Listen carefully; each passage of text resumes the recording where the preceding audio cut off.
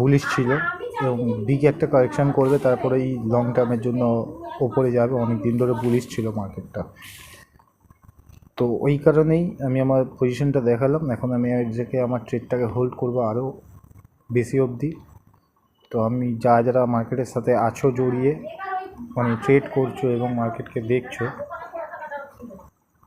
তো তাদের জন্য আমি আমার পার্সোনাল ভিউ দিয়ে কিছু বলতে চাই।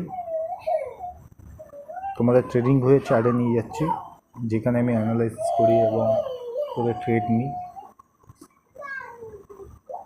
তো এই দেখো, আমি তোমাদের যখনই বন্ধুরা অ্যানালাইজ করবে না, সবসময় ডেলি টাইম ফ্রেমে করবো। আর ডেলি টাইম ফ্রেমে যেটা দেখাচ্ছে, মার্কেট অলরেডি এই লেভেলের দিয়ে, আমার স্কেলটা দেখো,